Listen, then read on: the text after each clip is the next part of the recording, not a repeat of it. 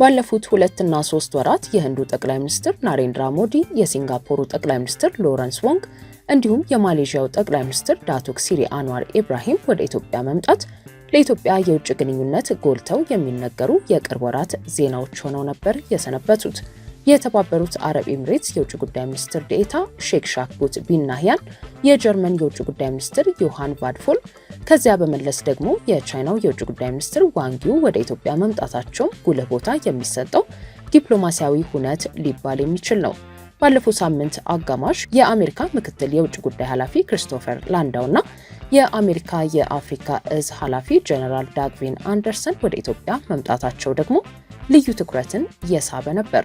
ሪፖርተርም በኢትዮ አሜሪካ ግንኙነት የፖሊሲ ለውጥ ምልክቶች በሚል ርዕስ ተከታዩን ዘገባ አሰናድቶላችኋል። አብራችሁን ቆዩ።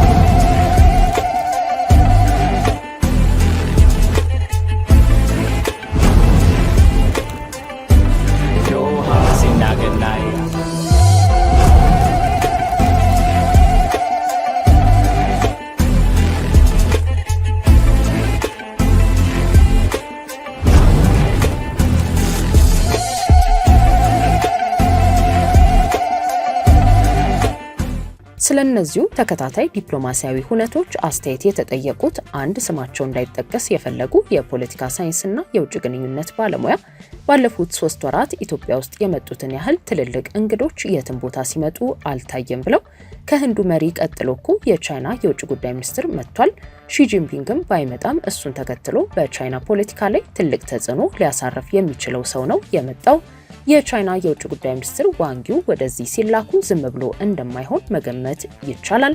አሁን ደግሞ አሜሪካ ምክትል የውጭ ጉዳይ ኃላፊዋን ክሪስቶፈር ላንዳውን ነው የላከችው። ይህ ዝም ብሎ የሆነ አይመስለኝም በማለት ተከታትለው የታዩ ጉብኝቶችን ጉልህነት አስረድተዋል። በጅቡቲ ካምፕ ሌሞኔር በሰፈረው የአሜሪካ ጦር የአፍሪካ ቀንድ ግብረ ኃይል አዛዥ የሆኑት ሉቴናንት ጀነራል ዊሊያም ዛና ከ4 ዓመት በፊት የሰሜን ኢትዮጵያ ጦርነት በተፋፋመበት ወቅት በኢትዮጵያ አስጊ ነገር ከተፈጠረና መንግስት ተልዕኮ ከሰጠን ለመዝመት ዝግጁ ነን የሚል መግለጫ ለቢቢሲ መስጠታቸው ከባድ የፖለቲካ ውዝግብ አስነስቶ ነበር። አሜሪካ በኢትዮጵያ የውስጥ ጉዳይ ጣልቃ ከመግባት አልፎ ጦር ላዘምት ነው የሚል የጦር መኮንን መታየቱ 100 ዓመታትን የተሻገረውን የኢትዮጵያና የአሜሪካ ግንኙነት ጨርሶ የናደ አጋጣሚ ተብሎ ከፍተኛ ተቃውሞና ቁጣ ሲነሳበት ነበር የቆየው። የጦር መኮንኑ እንደዛቱት አሜሪካ በኢትዮጵያ ላይ በወቅቱ ጦር ባትሰብቅም ነገር ግን የሰሜን ኢትዮጵያውን ጦርነት መነሻ በማድረግ የጆ ባይደን አስተዳደር ከጉዞ እገዳ ጀምሮ እስከ ኢኮኖሚ ማዕቀቦች አከታትሎ ሲጥል ታይቶም ነበር። የአሜሪካ መንግስት ከዚያም ወዲህ ቢሆን የኢትዮጵያ ፖሊሲውን ብዙም ሲያሻሽል አለመታየቱ ይወሳል። ከታሪፍና ከኮታ ነፃ የንግድ ዕድል ከሆነው የአጎዋ ዕድል ተጠቃሚነት ኢትዮጵያን ያገደበትን ውሳኔ የአሜሪካ መንግስት እስከዛሬም አላነሳም። አሜሪካ ከጦርነቱ ወዲህ በምታወጣቸው የሰብአዊ መብት፣ የፕሬስ ነፃነት፣ የኢኮኖሚ ምህዳር መስፋትን የተመለከቱ ሪፖርቶች እንዲሁም የደህንነት ማስጠንቀቂያዎች ላይ ኢትዮጵያ በበጎ ስትነሳ አትታይም ነበር። ይሁን እንጂ ከሰሞኑ ይህ ሁሉ ፍጹም በተቃራኒው ተለውጦ መታየት የጀመረ ነው የሚመስለው። ወደ ኢትዮጵያ ከሰሞኑ የመጡ 2 የአሜሪካ ከፍተኛ ባለስልጣናት ኢትዮጵያን የቀጠናው የሰላምና ጸጥታ መልህቅ የሆነች ሀገር ናት፣ በቀጠናዊ የሰላም ማስከበር ስራዎች አሜሪካ አብራ መስራት ትፈልጋለች ብለው በግልጽ ሲናገሩ መሰማቱ የአሜሪካ የቅርብ ዓመታት የኢትዮጵያ ፖሊሲ የመለወጡ ምልክት ተደርጎ እየታየ ይገኛል። የውጭ ጉዳይና የፖለቲካ ሳይንስ ባለሙያው እንደሚናገሩት ከሆነ ግን የሁለቱ ሰዎች ጉብኝት ምናልባትም የአሜሪካ ፖሊሲ አቅጣጫ መለወጥን ላያመለክት ይችላል። አሁን ያለው የትራምፕ አስተዳደር ቀደም ብሎ ካወጣው የደህንነት ስትራቴጂውም ሆነ ከሰሞኑ ይፋ ካደረገው የመከላከያ ስትራቴጂ ሰነዱ መረዳት እንደምንችለው ዲፕሎማሲው ሰጥቶ መቀበል እየሆነ መምጣቱን መታዘብ ይቻላል። በሁለቱም ሰነዶች ላይ የአፍሪካ ጉዳይም ሆነ የአፍሪካ ቀንድ ቀጠና አጀንዳ የተለየ ቦታ ተሰጥቶት የተቀመጠበት ሁኔታ የለም። በአጭሩ ነው የሚያልፉት። ከዚያ ይልቅ እንደ መካከለኛው ምስራቅ ላሉ አጀንዳዎቻቸውን አሁንም ቅድሚያ እንደሚሰጡ ነው የተመላከተው።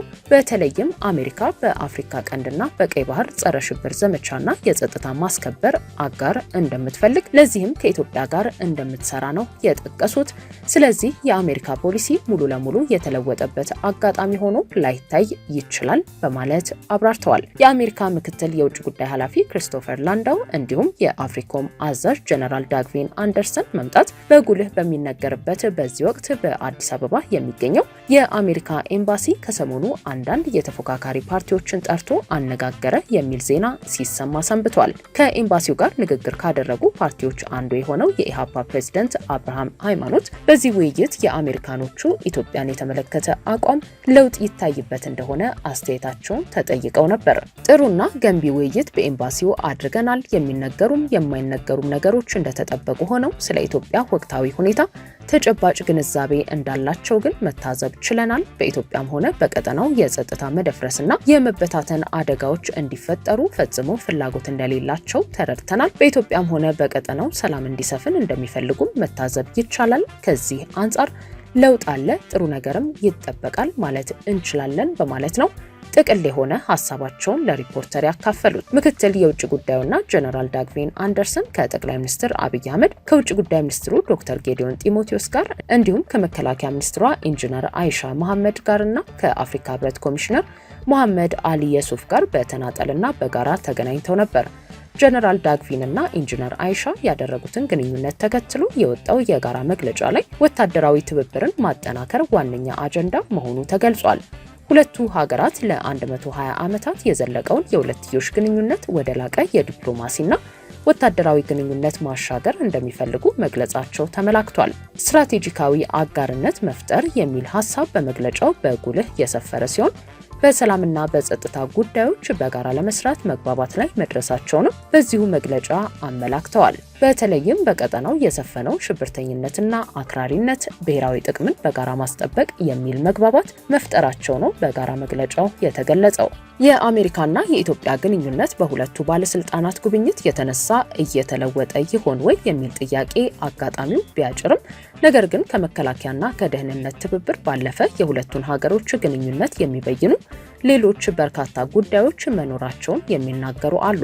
የአሜሪካ የደህንነትና የመከላከያ ስትራቴጂ ሰነዶች ላይ የሰፈሩ አጀንዳዎች ግንኙነቱን በቀዳሚነት የሚወስኑ ስለመሆናቸው ከነዚህ መካከል ይጠቀሳል። ሁለቱ ሰነዶችን በጥንቃቄ እንዲነበቡ የጠቀሱት የፖለቲካ ሳይንስና የውጭ ግንኙነት ባለሙያው አሜሪካኖች በዋናነት ሩሲያና ቻይናን የመሳሰሉ ኃይሎችን አደብ ማስገዛትና ብልጫ መውሰድን ልዩ ቦታ እንደሰጡት መታዘባቸውን ይጠቅሳሉ። ይሁን እንጂ በአፍሪካ ቀንድ አተኩረን ካየን የሱዳን ጦርነትና የሶማሊላንድ እውቅና ጉዳይ ነው የቀጠናውን ሁለንተናዊ ሁኔታ በአመዛኙ የሚወስነው በማለት ተናግረዋል። እንደ ባለሙያው እምነት የአሜሪካ ፕሬዝዳንት ዶናልድ ትራምፕ በቅርቡ ከግብፁ ፕሬዝዳንት አብዱል ፈታህ አልሲሲ ጋር ሆነው በኢትዮጵያ ታላቁ ህዳሴ ግድብና በአባይ ጂኦፖለቲካ ላይ ያሰሙት ለግብፅ የወገነ መግለጫ የአሜሪካና የኢትዮጵያ ግንኙነት ላይ የተለየ ተጽዕኖ ላያመጣ ይችላል። ለኔ ከአባይ ይልቅ በሱዳን ጦርነት ጉዳይ ኢትዮጵያና የተባበሩት አረብ ኤምሬትስ ላይ አሜሪካኖቹ ጫና ሊያሳድሩ ይችላሉ ብዬ አስባለሁ። በሱዳን ጉዳይ የግብፅ ብቻ ሳይሆን የሳውዲዎችም ጠንካራ ፍላጎት ስላለ በሱ ግፊት ሌሎች ሀገሮችን አሜሪካ ልትጫን ትችላለች። የእስራኤል ለሶማሊላንድ እውቅና የመስጠት እርምጃን ተከትሎ የተፈጠረው የኃይል አስተላለፍ ክፍፍልም የትራምፕ አስተዳደርን የአፍሪካ ቀንድ ፖሊሲና አሜሪካ ከኢትዮጵያ ጋር የሚኖራትን የግንኙነት ሁኔታ በከፊል የሚወስን ይመስለኛል በማለትም ማብራሪያቸውን አክለዋል። ከሰሞኑ በThe African Report መጽሔት ላይ ሚካኤል ማሲሬ Why Addis Ababa is becoming the diplomatic and economic pivot of the Horn of Africa በሚል ርዕስ ባስነበቡት ሰፊ ሀተታ ወደ ኢትዮጵያ ልዑካን እየላኩ ያሉ ሀገሮችን ፍላጎት ለማነጻጸር ሞክረዋል። ጀርመን፣ የአውሮፓ ህብረት፣ ቻይና፣ አሜሪካ ወይንም ህንድና ሌሎች ሀገሮች ዲፕሎማቶቻቸውን ወደ ኢትዮጵያ የሚልኩት ለምን እንደሆነ በስም እየጠቀሰ ጽሑፉ ለማስተንተን ይሞክራል። በቭሮክላው ዩኒቨርሲቲ የዓለም አቀፍ ጥናት ኢንስቲትዩት ፕሮፌሰር የሆኑት አንደርዜች ፓለስ የሰጡትን ማብራሪያ አያይዞ ያቀረበው ሀተታው ሁሉም ሲመጡ ኢትዮጵያን ወደ ራሳቸው የተጽዕኖ ክበብ ለመውሰድ ጥረት እያደረጉ መሆኑን ያመለክታል። ለምሳሌ ጀርመን የፋርማሲውቲካል ቁሳቁስና የመድኃኒት አምራቹን ባየርን ይዛ ለመግባት እየሞከረች ነው። የጀርመን ተቋራጮች ልክ እንደ አሜሪካኖቹ ሁሉ በአዲሱ የአውሮፕላን ማረፊያ ግንባታ ፕሮጀክት ኢንቨስት ለማድረግም አይናቸውን እያማተሩ ይመስላል። ጀርመን ለኢትዮጵያ በሰብአዊ ረድኤትና በልማት ድጋፍ ረገድ ብቻ አጋር ተደርጋ የምትታይ ሀገር አይደለችም። ጀርመን ከኢትዮጵያ ጋር በንግድና ኢኮኖሚ መተሳሰርን የበለጠ ቅድሚያ የምትሰጠው ለዚህ ነው። በአውሮፓ ህብረት ደረጃ ከኢትዮጵያ ጋር ማጠናከር የሚፈለገው ግንኙነት ግን ከዚህ የተለየ ነው። ኢትዮጵያ ለአፍሪካ አህጉር ዋና መግቢያ በር እንድትሆን በአውሮፓ ህብረት ይፈለጋል። በግብርና ልማት፣ በዘላቂ ኢነርጂ ልማት እንዲሁም የተረጋጋ አስተዳደራዊ ስርዓት በመገንባት ህብረቱ ከኢትዮጵያ ጋር አብሮ መስራት መፈለጉ የሚጠበቅ ነው። የቻይናን የግንኙነት ፍላጎት ካየነው ደግሞ ከዚህ በጣም የተለየ ሆኖ ነው የምናገኘው። ቻይና ኢትዮጵያ በራሷ መንገድ ወደ እድገት የምትገሰግስ ሀገር እንድትሆን ትፈልጋለች። የቻይና አጋርነትና ትብብር ስኬትና ውጤት ማሳያ ኢትዮጵያ ተብላ እንድትጠራ ትፈልጋለች። ቻይና ሁሌም ገንዘብና ስራ ተቋራጮችን ይዛ ነው የምትመጣው። የአውሮፓ ህብረትም ቢሆን ፈንድና ድጋፍ መስጠቱ የተለመደ ቢሆንም ቀጥሎ ለግል ድርጅቶቻችን በሩን ክፈቱ እንጂ ብሎ ወደ ማስገደድ መግባቱ የሚጠበቅ ነው። ቻይናውያን ግን ገንዘቡን ከሰራተኛው ጋር ነው ይዘው የሚመጡት በማለት ያስረዳሉ። የኢትዮጵያንም ሆነ የአፍሪካ ቀንድን የውጭ ግንኙነት የሚበይኑ መሰረታዊ ጉዳዮችን ለማስቀመጥ የሚሞክረው ጽሑፉ ከኢኮኖሚ በተጨማሪ የባህር ንግድና ሎጂስቲክስ ጉዳይ፣ የወታደራዊና ጸጥታ አጀንዳዎች ሁሉ ቁልፍ መሆናቸውን ይጠቅሳል። አሜሪካኖቹ ወደ አፍሪካ ቀንድም ሆነ ወደ ኢትዮጵያ እንዲያማትሩ የሚያደርጋቸው ከዚህ ውስጥ ዋናው የደህንነትና የጸጥታ አጀንዳ አንዱ መሆኑን ያመለከተው ዘገባው የባህር በርና የባህር መተላለፊያዎችን መቆጣጠር፣ የመረጃ መረብ መገናኛ አውታሮችን መጠበቅና ቀጠናዊ የወታደራዊ የበላይነትን የመገንባት ፍላጎት እንደሚኖራቸው አመልክቷል።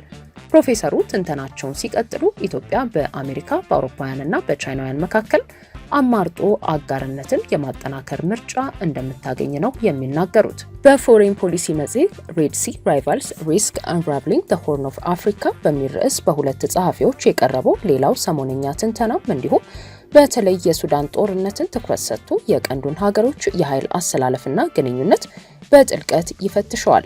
የቀይ ባህር ቀጠና በአሁኑ ወቅት መካከለኛ ጉልበተኞች የሚባሉ የመካከለኛው ምስራቅ አካባቢ ሀገሮችን ወደ ፉክክር የከተተ አጀንዳ መሆኑን ዘገባው ያትታል። በአፍሪካ ቀንድ በተለይም በቀይ ባህር ጠረፎች ሁሉ የባህር በሮችን የመቆጣጠር ፉክክር ውስጥ እነዚህ ሀገሮች መግባታቸውንም እስራኤል፣ ሳውዲና አረብ ኤምሬትስን በስም ጠርቶ ያብራራል።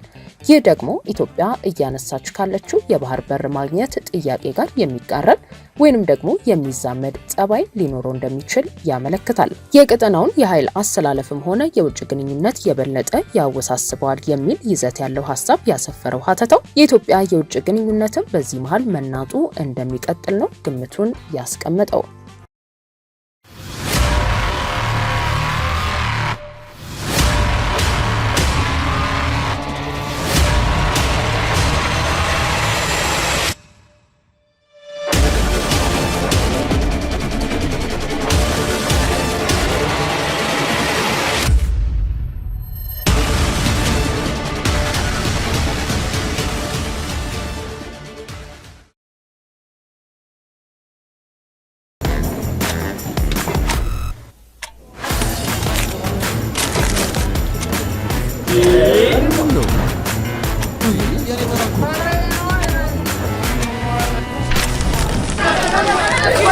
ዘመናዊ የባንክ አገልግሎቶችን በማስተዋወቅ ፈርቀዳጅ የሆነው ባንካችን አቢሲኒያ አሁን ደግሞ በአይነቱ ለየት ያለውን ወረቀት አልባ የባንክ አገልግሎት በሁሉም ቅርንጫፎቹ ይዞልዎት መጥቷል። በስማርት ቴክኖሎጂ በመታገዝ የፊት ገጽን ወይም የጣት አሻራን በመጠቀም በራስ አገዝ አገልግሎት ወይም በባንካችን ሰራተኞች ታግዘው ሂሳብ መክፈት፣ ገንዘብ ገቢ ወጪ ማድረግም ሆነ ሌሎች ፈጣንና ደህንነቱን የጠበቀ የተሟላ የባንክ አገልግሎቶች ያገኛሉ። አቢሲኒያ የሁሉም ምርጫ።